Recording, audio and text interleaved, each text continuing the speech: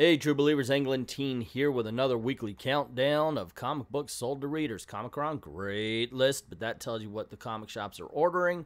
This tells you what the readers are actually taking out of the shop with them. I like to check on this just to see who wins. Marvel, DC, Independence, and then go on over to Comixology and see who wins the digital week.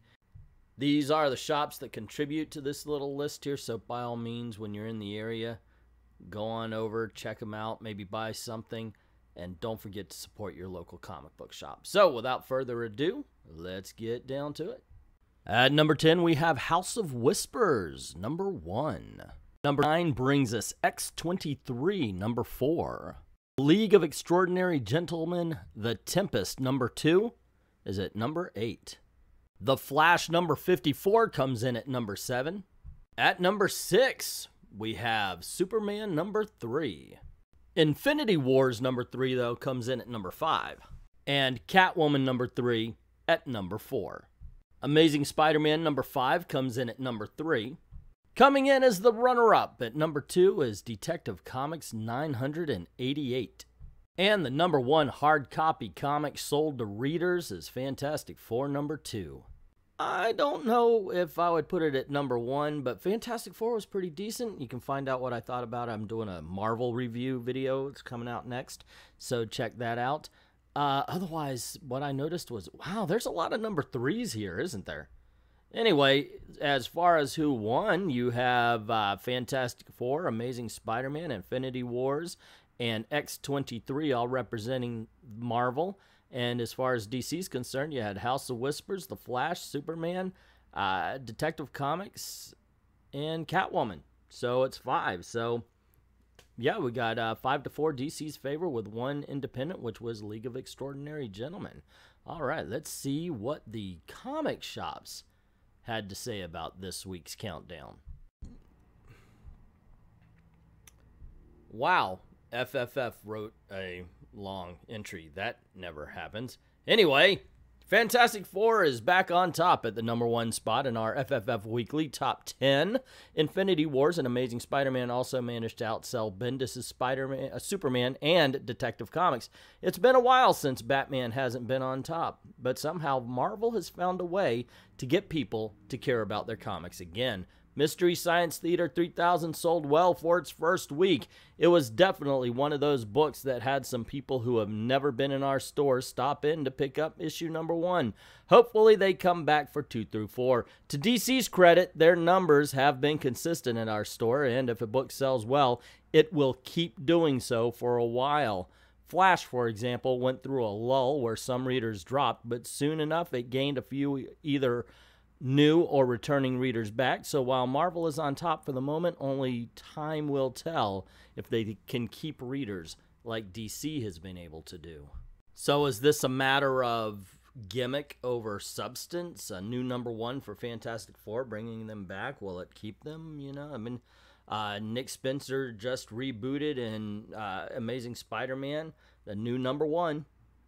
But will it just be back to 899 so they could say, hey, it's the 900th issue? Is it all a gimmick? Is that what they're buying into? Oh, look, Mary Jane and Peter Parker's back together. Okay, then what? Detective Comics took the top spot. Amazing Spider-Man is holding well. Fantastic Four is diving in sales from the first issue. Catwoman 3 had a boost thanks to a certain Art Germ variant. The cover is what I was about to say. If I had known people would have wanted the variant cover for Red Hood and the Outlaws, it could have made it to the top 10 list this week. Red Hood changes his costume? And people are interested in that? Gee, wow, who would have ever thought? How about the fact that everybody who reads Red Hood and the Outlaws loves Red Hood and the Outlaws, and this is something they should be pushing? I don't know. Maybe it's just me, but it's not. People love Red Hood and the Outlaws. Fantastic Four was number 1 by a long shot. Okay, FF2 sold twice as many copies as the number 2 book. Superman is doing well, but not amazing. It was our number 3 book of the week and our best-selling DC book. I feel like I need a translator for that particular entry. So Fantastic Four number 2 is selling better than Fantastic Four number 1. Why not just say, hey, it outsold it? The way it went about it is really weird.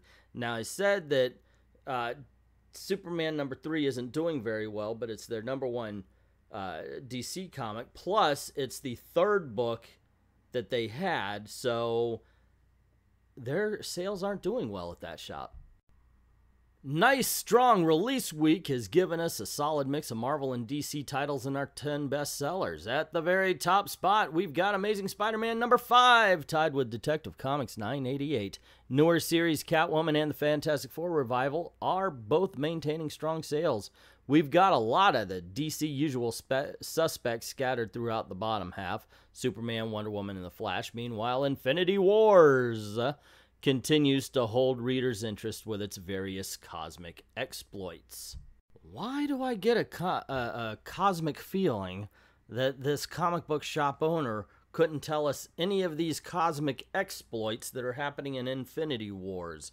Lord knows I've been reading this series. I couldn't tell you. Gamora killed Thanos, has the gauntlet, and they stole Loki and are now looking in alternate dimensions or something like that. 6 DC titles, 4 Marvel, but the surprise was how rapidly Superman dropped. Even with 3 covers, it failed to make our store's top 5 this week and was only 4 copies away from not even making the top 10. Readers like Bendis' dialogue, but the complaint is that the story isn't going anywhere. Catwoman took number 1 based on the stunning variant cover art. Fantastic Four was Marvel's best-selling title at 4th place. Yeah, it's because Bendis can't write a comic book. I've been saying that for a long time now. Bendis cannot write comics. That's it, guys. Sorry. Maybe at one point he could, but he's lost the ability. Anyway, gang, that's what the comic shops have to say about it. My little comments about what they have to say about, I guess, what I have to say about that. But anyway, let me know what you think in the comment section below. Now we're going to go on over to Comixology, the world's largest internet comic book shop. And we're going to find out who wins the digital week. Is it Marvel or is it DC? Or maybe it's never the independents. Beginning the countdown at number 10 is X-Men Blue, number 35. At number 9, we have Titans, number 25. Number 8 brings us The Flash, number 54. At number 7, we have The Wicked and the Divine, number 39. In the number 6 spot, Detective Comics, 988. At number 5 is Infinity Wars, number 3. At number 4, Darth Vader, number 21. Amazing Spider-Man number 5 makes it to number 3. Superman number 3 is the runner-up at number 2. And Fantastic Four number 2 is in the first place spot with both hardcover and digital. Wow, so it kind of flip-flopped. We have 5 Marvel, 4 DC, and 1 independent. Same as the hard copies, except for backwards with Marvel and DC.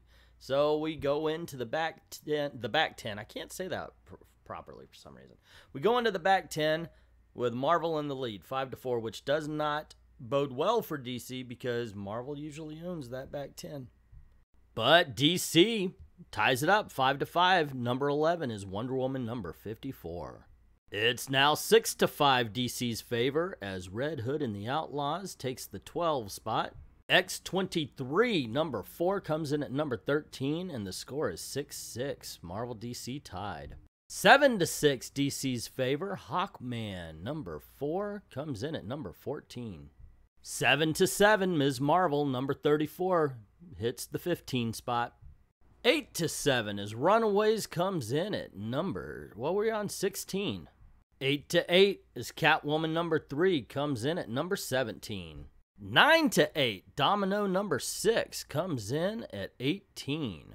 At number 19 we have the Rat Queens. And at number 20 is Supergirl, making the score 9-9. It is a tie game, ladies and gentlemen.